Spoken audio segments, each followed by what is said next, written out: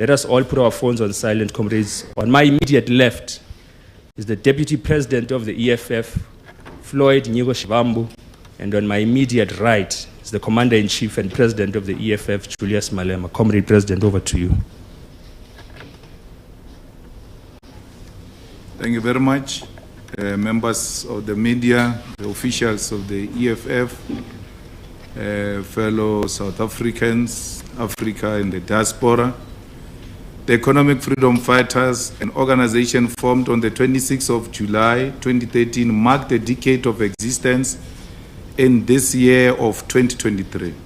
The 10th anniversary of the EFF was themed as 10 years of unbroken struggle, signifying the commitment the organization has maintained as a shield of the people and a weapon in the hands of the poor and the marginalized. The 10th anniversary program of the EFF began with a media lounge, which was held at Constitutional Hill on the 28th of February 2023. Constitutional Hill was a significant place to host the media lounge, where senior journalists and political editors engaged with the leadership of the EFF, as it was at the location where the EFF held its first ever press conference. The celebration of the EFF began in earnest as we began our journey by visiting old age homes, orphanages, and disability centers in order to host 10th anniversary celebrations with the most vulnerable of our society. The EFF made infrastructural improvements to 9 of these facilities and donated 100,000 to each of them to address any immediate challenges, amounting to 900,000.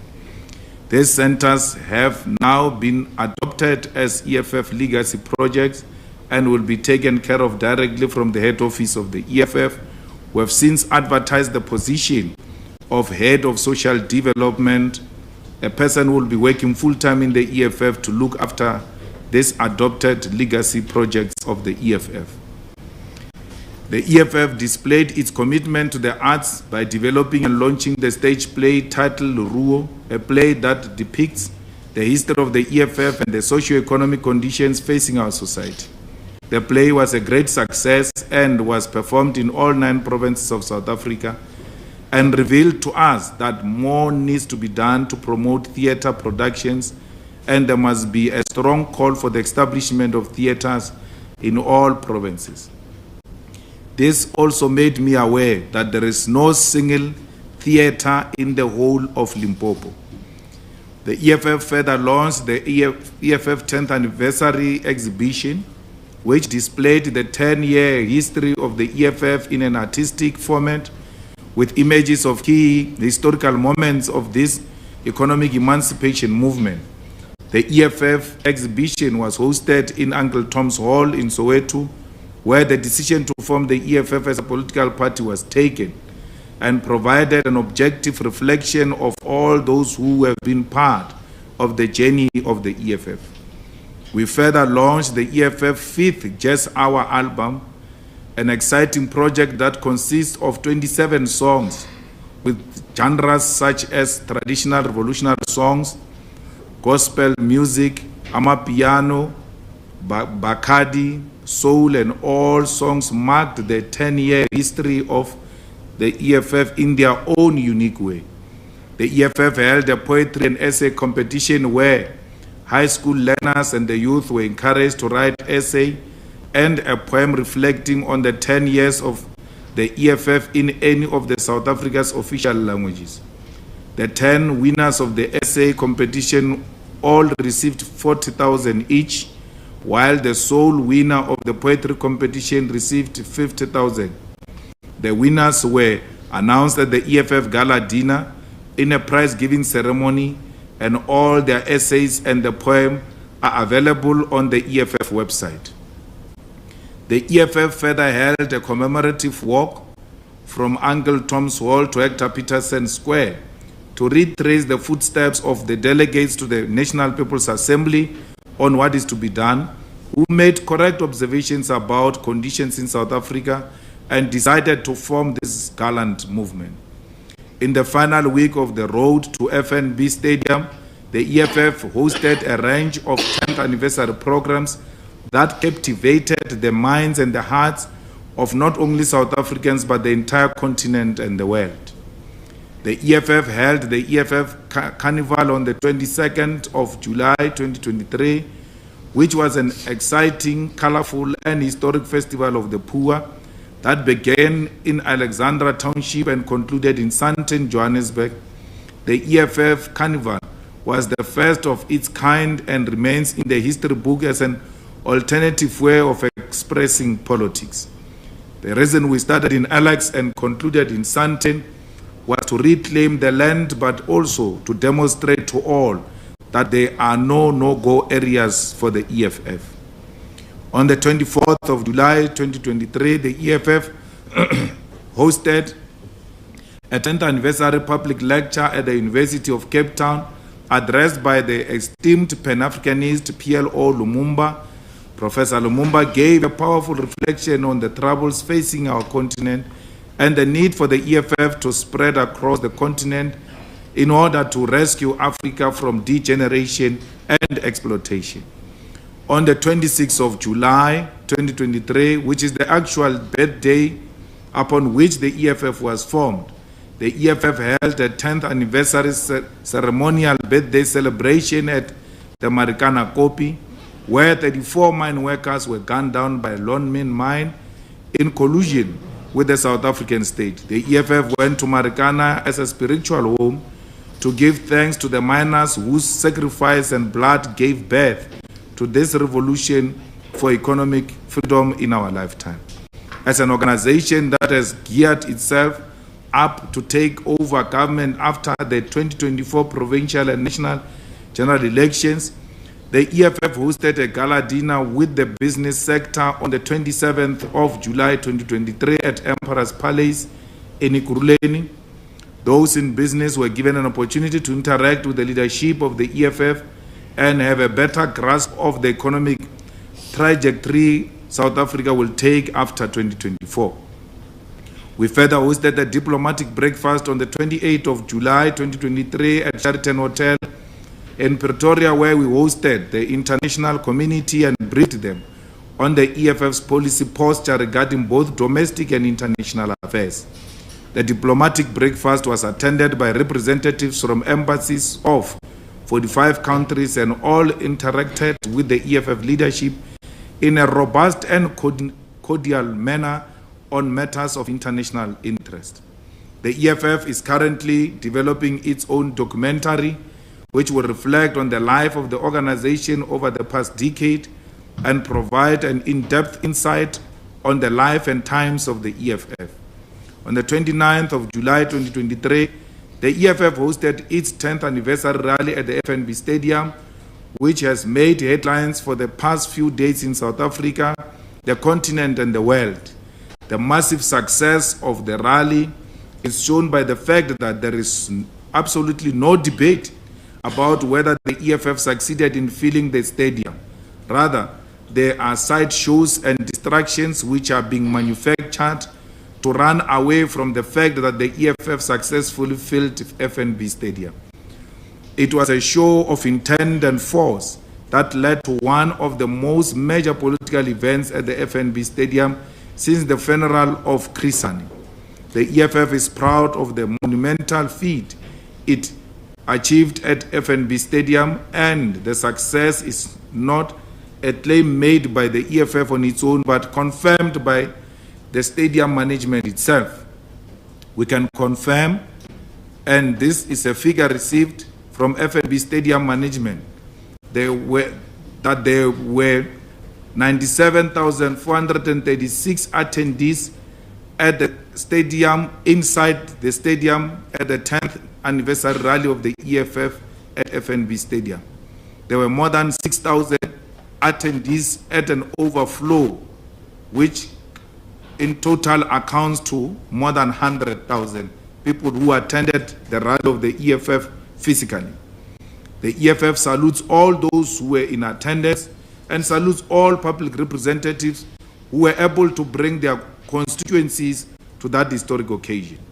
The EFF is aware of the unfortunate death of the two attendees to the 10th anniversary rally at the FNB Stadium.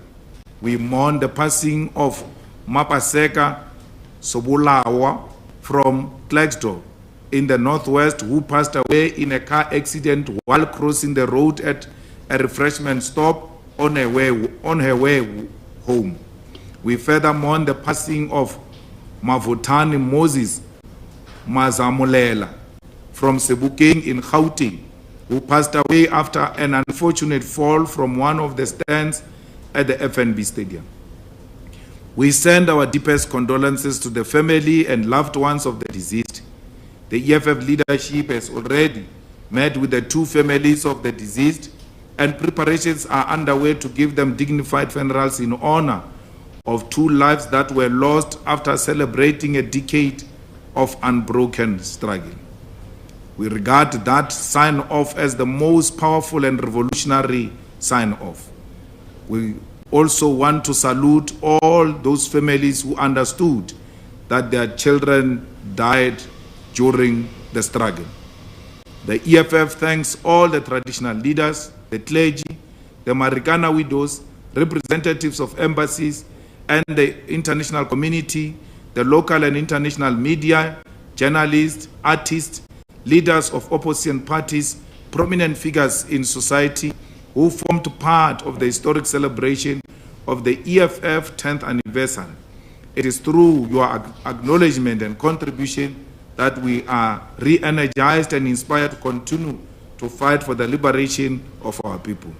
We also want to thank our service providers who provided service. Many of them were under a huge pressure and intimidation by the state, but they continued to provide the services to the EFF, particularly the bus owners who were once more told by the ruling party to withdraw their buses and not provide transport to the EFF 10th anniversary. Many of them, including those who are category members of the ANC, refused and said they are not going to repeat a mistake they committed during the national shutdown.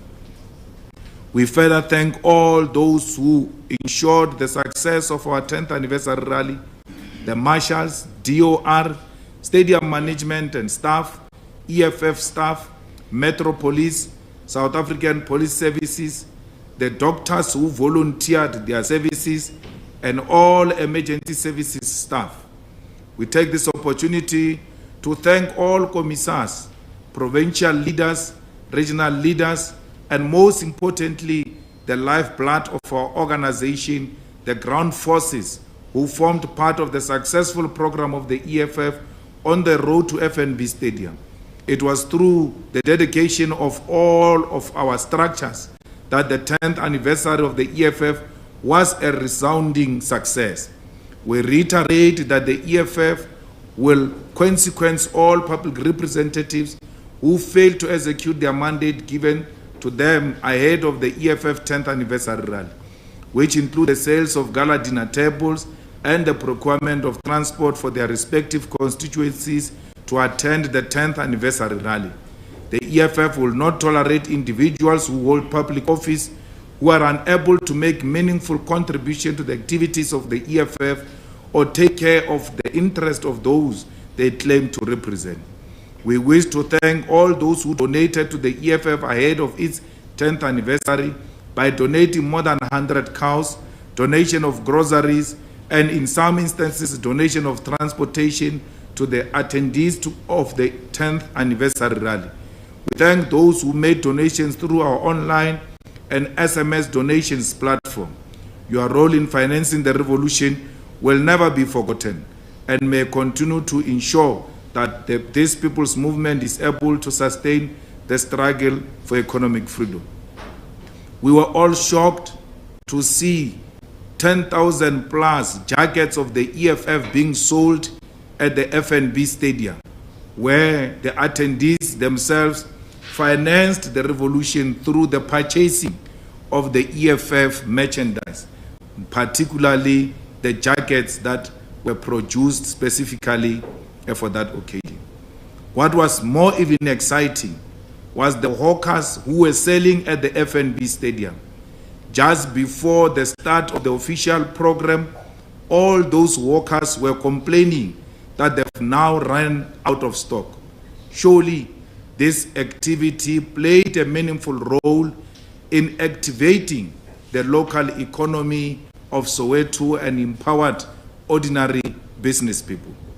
The EFF now calls on all its structures not to let the momentum gained from the 10th anniversary celebration to dwindle away, but use it to maximize all efforts towards helping our people and total victory in the 2024 elections.